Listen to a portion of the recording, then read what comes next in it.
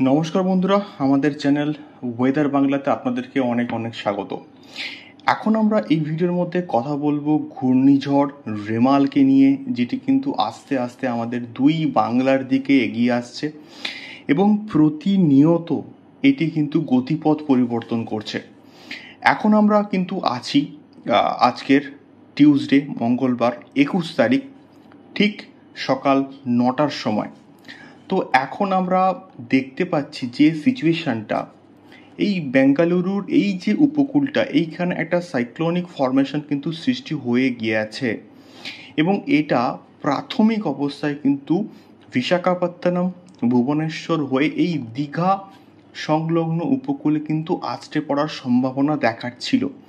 কিন্তু এই ঘূর্ণিঝড় প্রতিনিয়ত কিন্তু গতিপথ পরিবর্তন করে এবং এটি কিন্তু আরও একবার গতিপথ পরিবর্তন করেছে এবং এটার প্রাথমিক অবস্থায় যাওয়ার কথা ছিল কিন্তু এই সিটয় বন্দরের দিকে। সিটয় বন্দরের দিকে প্রাথমিক অবস্থায় এটা ছিল, কিন্তু তারপরে চেঞ্জ হয়ে এটা দীঘা উপকূলের দিকে আসে। এখন এই ঘূর্ণিঝড়ের গতিপথটা আরও একবার কিন্তু পরিবর্তিত হয়েছে। আমরা যদি এখন যাই বুধবার, অর্থাৎ কালকের হচ্ছে 22শে মের দিকে এই ঘূর্ণিঝড়টি আরও একটু সংঘবদ্ধ হচ্ছে এবং শক্তি সঞ্চয় করে আস্তে আস্তে এটি কিন্তু ঘনীভূত হচ্ছে এবং ঘনীভূত হওয়া স্টার্ট হয়েছে এই পোর্ট ব্লেয়ার বন্দরের কাছাকাছি এবং ইয়াঙ্গান থেকে কিন্তু অনেকটা কাছাকাছি পোর্ট ব্লেয়ার বন্দরে কিন্তু এটি সংঘবদ্ধ হওয়া শুরু করছে।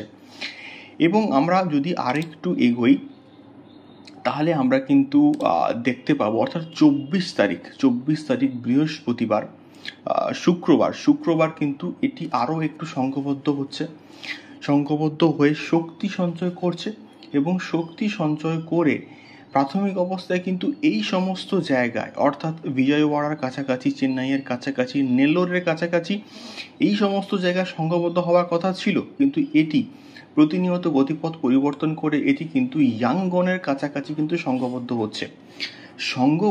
হয়ে এটি কিন্তু শুক্রবার দিন কিন্তু ঘূর্ণিঝড়ের আকার নিচ্ছে ইয়াঙ্গনের কাছাকাছি এটি কিন্তু মোটামুটি ঘূর্ণিঝড়ের আকার নিচ্ছে এবং এটি আরও একটু বেশি শক্তি সঞ্চয় করে শনিবার দিন সিটয় বন্দরের কাছাকাছি এটি কিন্তু আরও অনেকটা বেশি কিন্তু শক্তি সঞ্চয় করে সংঘবদ্ধ হয়ে এটি কিন্তু আস্তে আস্তে এই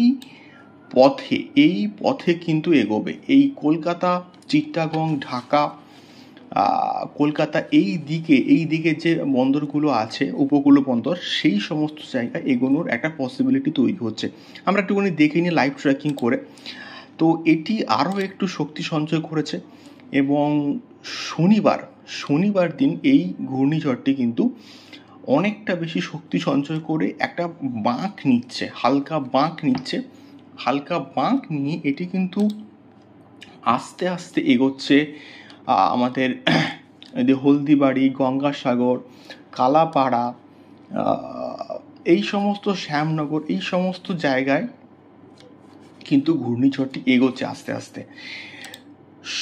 রবিবার দিন এটি কিন্তু আরও একটু শক্তি সঞ্চয় করছে এবং শক্তি সঞ্চয় করে কিন্তু আরও একটু উপকূলের, অর্থাৎ সুন্দরবনের কাছাকাছি এটি কিন্তু অবস্থান করছে এবং এই সময় এটার গতিবেগ প্রায় 37 কেটি, মানে কাছাকাছি 70 থেকে 75 কিলোমিটার গতিবেগে কিন্তু এটি সংঘবদ্ধ হয়ে যাচ্ছে এবং অর্থাৎ একে আমরা ঘূর্ণিঝড় বলতেই পারি। রবিবার দিন ঠিক দুপুরবেলা এখন অবধি যা সিচুয়েশন, এটি কিন্তু বাংলাদেশেই আছড়ে পড়ছে, এই সমস্ত জায়গায় কিন্তু আছড়ে পড়ছে। তো রবিবার দিন এটার ল্যান্ডফল প্রসেসটা শুরু হবে এবং যার প্রভাব আমাদের কলকাতাতেও কিন্তু পড়বে, সামান্য একটু প্রভাব পড়বে এবং ম্যাক্সিমাম প্রভাবটা কিন্তু পড়বে বাংলাদেশের উপকূলবর্তী এলাকাতে। খুলনাতে একটা কিন্তু বিরাট এফেক্ট পড়বে, তারপরে মতিরহাট, সেনবাগ, এই সমস্ত জায়গায় কিন্তু ঘূর্ণিঝড়ের একটা প্রভাব পড়বে এবং ল্যান্ডফলের প্রক্রিয়া আস্তে আস্তে যখন শেষ হবে তখন এটি কিন্তু গতিবেগটা আস্তে আস্তে কিন্তু হারাবে। সো এটাই হচ্ছে বর্তমানে সিচুয়েশন ঘূর্ণিঝড় রুমালের। তো এটাই হচ্ছে অবস্থা। তো এই খবরটি আজকের মতো এই অবধি। দেখা হচ্ছে পরবর্তী ভিডিওতে ঘূর্ণিঝড়ের লাইভ ট্র্যাকিং অর্থাৎ রুমালের লাইভ ট্র্যাকিং সংক্রান্ত আরও অনেক ভিডিওস নিয়ে। নতুন হলে অবশ্যই সঙ্গে থাকবেন, সাবস্ক্রাইব করবেন। দেখা হচ্ছে পরবর্তী ভিডিওতে। ধন্যবাদ।